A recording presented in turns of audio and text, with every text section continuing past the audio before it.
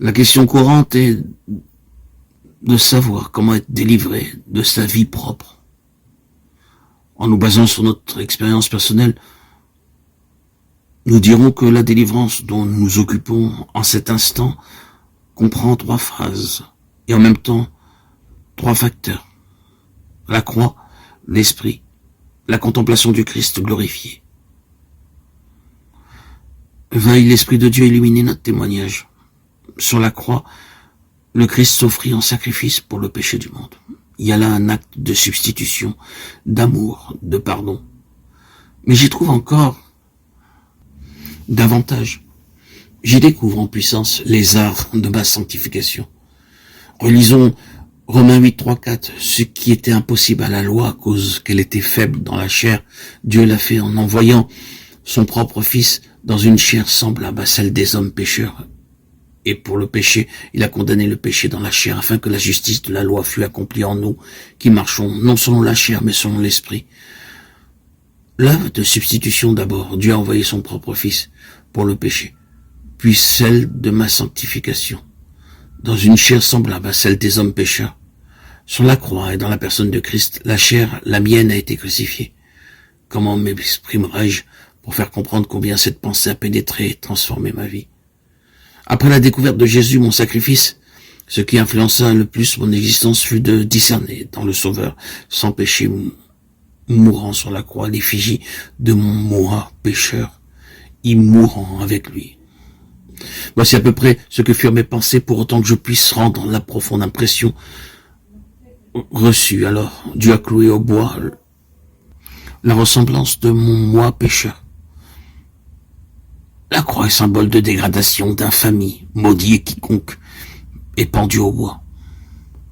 Si Dieu a passé un décret de malédiction sur une chair semblable à la mienne, bien qu'elle fût sans péché, combien plus doit-il lui sembler au Dieu que je chérisse ce moi pécheur, que je le développe et en fasse le centre de ma vie. Oh, croix bénie, au pied de la croix de mon Sauveur, je compris que Christ et moi, nous sommes un. En lui, je suis pendu au bois. Désormais, j'en ai fini avec le moi, et me prosternant au pied de la croix, je m'unis à Christ en sa mort par la foi, je consignai ma vie propre à la croix.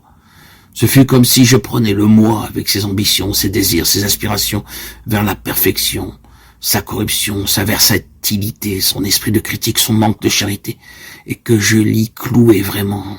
Je pris le misérable et lui dis, tu es maudit, tu mourras. Mon Dieu t'a cloué au bois. Viens, tu viendras. J'ai décidé la chose et de toute la force de ma volonté, de toute la puissance de ma foi, tu mourras sur la croix. Cet instant de ma vie fut décisif. Depuis, j'ai constamment crucifié le moi. La mort du Christ m'en sépare à jamais. Souvenez-vous de ce passage de l'Épître aux Galates. Ceux qui sont à Christ ont crucifié la chair et ses convoitises. Le temps employé dans l'original est l'aoriste, l'action continue. Ils ont crucifié. Ils crucifient. Vous me direz peut-être, pardon monsieur, mais vraiment, il me serait impossible de vivre de la sorte. À tout instant, je me demanderais si le moi ne se glisse pas ici ou là. Cette constante analyse de mes sentiments, cette crainte du moi me paralyserait. Ce que vous dites est loin d'être simple. Eh bien, je vous attendais là, mon ami. Autrefois, je pensais comme vous. Mais ici, l'Esprit de Dieu intervient en nous. Et j'arrive à mon second point. Si par l'Esprit vous faites mourir les œuvres de la chair, vous vivrez.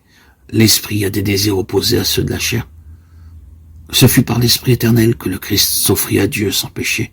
Et c'est l'Esprit éternel en vous et moi qui s'oppose à la vie propre et la crucifie. Mais protestez-vous encore. Crucifier le moi me fera souffrir. Je me ferai l'effet de monter la garde auprès d'un cercueil et de surveiller l'œuvre de mort sur un cadavre. Oui, c'est cela en un sens, et cependant, c'est tout autre chose. Et j'arrive à mon troisième point. Jésus. La contemplation du Seigneur ressuscité. Alors que tout au fond de votre cœur, l'Esprit de Dieu lutte contre la vie propre, contre le moi et ses convoitises.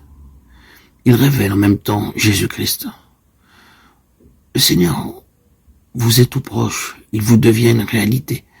Le Saint-Esprit conduit les regards sur Jésus, de sorte que vous ne pensez pas à l'Esprit, et c'est à peine si vous pensez au moi, mais votre cœur, votre pensée sont remplis du Seigneur. Oh, mes amis, pardonnez-moi d'exprimer de façon si imparfaite le plus sublime des mystères. Mais je prie que le Saint-Esprit vous révèle ce que c'est que d'avoir comme centre et comme source de vie Jésus.